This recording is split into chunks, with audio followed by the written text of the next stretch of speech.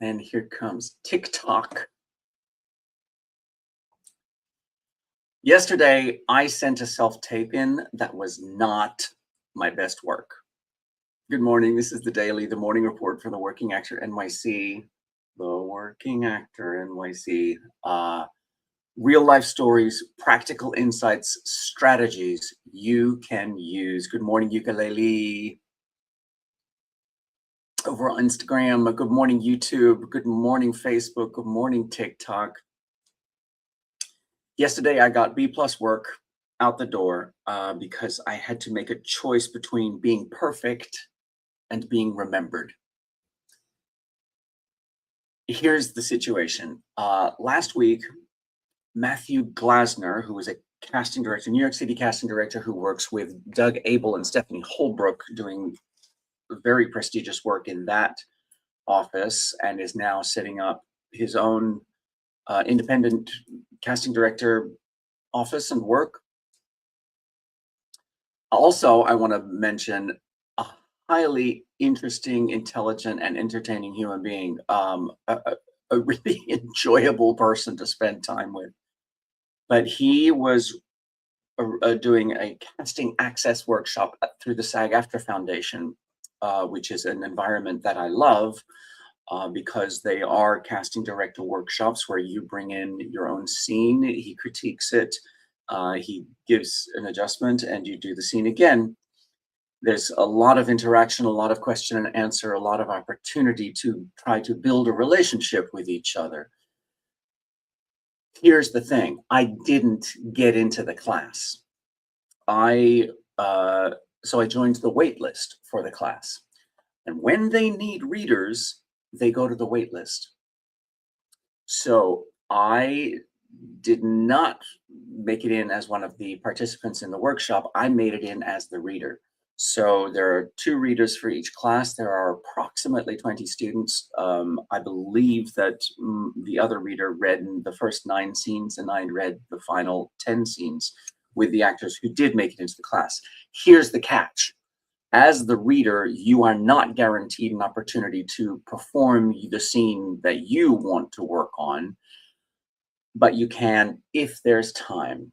Unfortunately, in last week's scenario, there was not time. We got to 9 o'clock and that was all we had time for. So I did not get to perform the scene that I had brought in. But he very generously invited both readers to submit tapes to him afterwards. So that was on Tuesday night. And Wednesday, I had another casting director class. Thursday, I had another casting director class. Friday, I had 2 auditions that I had to tape. Actually got one of them done on Thursday afternoon because the casting director class was in the morning. So I got 1 tape done on Thursday afternoon. I got another tape done on Friday. It was a busy week. And then over the weekend, we had I had to get the podcast up and out the door. I never got to setting aside time to record a scene specifically for Matthew Glasner. Here's what I realized. The scene that I had wanted to do for him on Tuesday night was the same scene that I had done in the casting director workshop on Wednesday night. So that casting director workshop, those scenes were recorded. So I was like, I have a tape. I already have a tape of that scene. And I looked at the tapes, and the second take was interesting and alive and viable and good. It wasn't the first take, was closer to what I had intended to do, what I had in mind to do for the work. And then the casting director gave me notes and we mixed it up. And the second take was more alive. It was more fun. And in my head, I was thinking, oh, for Matthew Glasner, I'm going to combine the 2. Keep the fun of the second scene with a couple more of the ideas that I had created for myself in the first version of the scene. I never got around to recording that because time crunch. And I almost didn't send it because it wasn't my ideal version of the take. But then I asked myself, what's more valuable? A slightly better tape or reminding Matthew Glasner who I am while the workshop is still fresh in his mind? You tell me. I want to know what you think. I want to know what you would have done. Uh, I would love to hear what your thought process would have been for that. So the decision I made was that it was better to get B plus work out the door and into Matthew's hands while that workshop was still within a week of occurring, so that he could have it in his mind. I do think I made an impression as the reader, and I wanted to capitalize on that. What would you have done? What's your take here? Uh, Let me know what you think, because as I say, I made the decision that getting the B plus work out the door was a better option for me than trying to find the opportunity to get the ideal take into his hands. And I mean, the really the lesson here was that I think we often think that the quality of the tape is the only thing that matters. I think that timing matters as well. And we've all been through, you've been through this as well, right? That you're working on a self-tape audition and you just think, it wasn't exactly right. I just need to keep working on it. And you end up spending more and more time. I don't know. Tell me what your process is for this, because I would really genuinely love to know what your process is for self-tapes and how you work through them, what your decisions are in terms of, do you sort of get to a point and think that's good enough? Let me know what you're thinking. I would love to hear, Barry, Gems, Hannah, let me know what your princess, let me know what your process is for determining whether or not you hit the tipping point on the self-tape, or whether you keep going and keep working on it and keep hammering away at it. Let me know what your process is for self-tapes. Like I say, I made the decision that I had a tape that was good, and it wasn't ideal, but it was good. And I just wanted to hit it out the door to this casting director while our in-person meeting was still fresh in his mind. Let me know if you would have made a different decision. Hi, Laurie Turner. Hi, Fung Pham. Hi, Soph. Hey, Fung Pham. I love it when people call me Unc. It's Uncle Actor over here. 25 years, over 25 years as a working actor in New York City. I've got lots of experience, lots of stories to share, lots of experience to tell. And thanks, Fung Fung. I appreciate the support. This is the morning report from the Working Actor NYC. We've got real life stories. We've got practical insights. We've got strategies you can use to build your acting career. Let me know what you're working on in your acting career. Thank you, Audrey. I appreciate that. There may be some people who would agree with you about that, and also some people who wouldn't. But anyway, I've been talking about getting B plus work out the door in my self-tape because I wanted to take advantage of the opportunity to remind this casting director that we had met last week. And I want to know what you think. If you would have done something differently. Let's see. Hey, hi over there on YouTube. I see you. Thank you for being my #1 fan. I appreciate that support. But I don't think this just applies to self-tapes, right? I think this applies to thank you emails. I think it applies to following up, to networking, to creating content. sometimes opportunities don't disappear because someone says no. They disappear because we waited until the moment has passed. And I think that we can use that as motivation to keep the momentum going. That's, momentum relies on timing.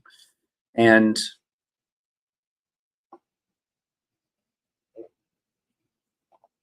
perfection has terrible timing.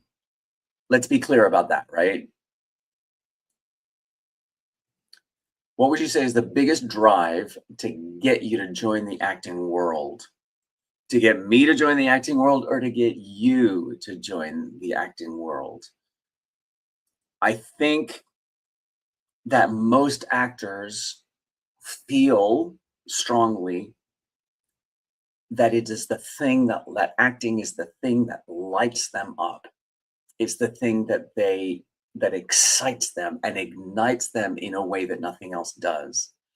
So I would love to know, Feng Feng, what would be the thing that get you to join the acting world if you're already an actor and you've already felt that excitement and that fire for doing the work and performing, whether that's on stage in front of an audience or in front of the camera, uh, where you have a more intimate experience of, but still creating something magical, something that you feel excited about.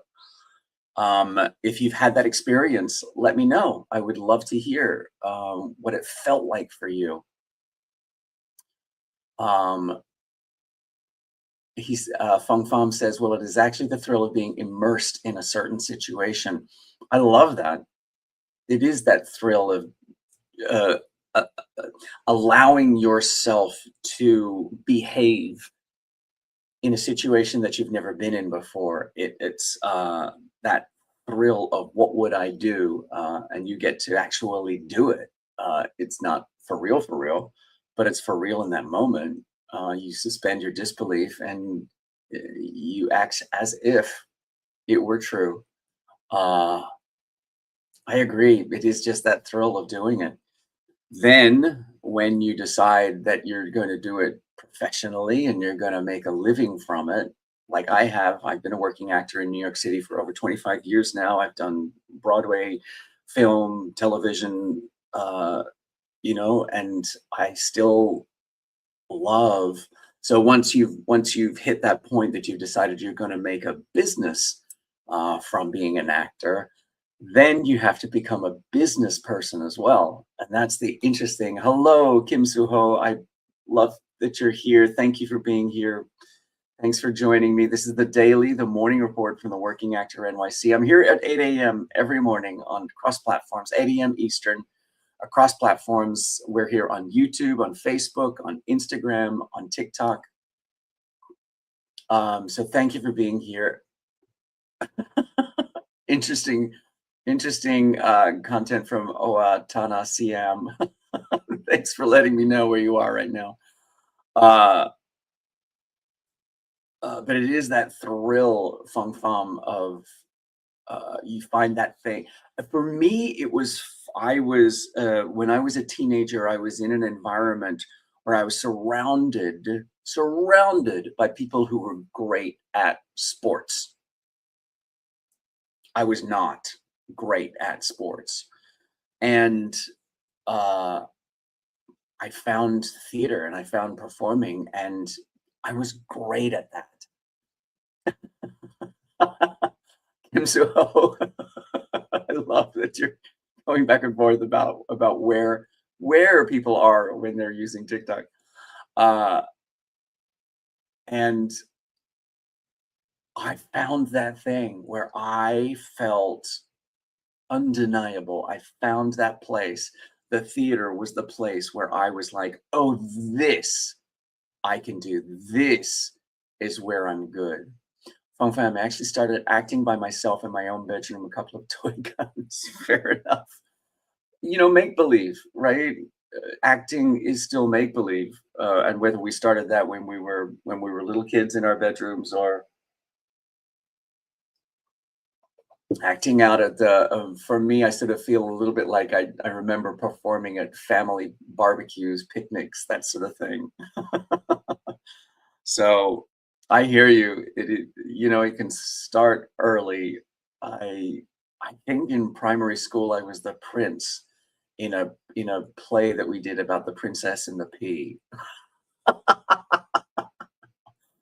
I think that was my very, very first time performing. I have vague memory of that, and I must have been 5 or 4 or 5 or so, I don't know, I don't remember.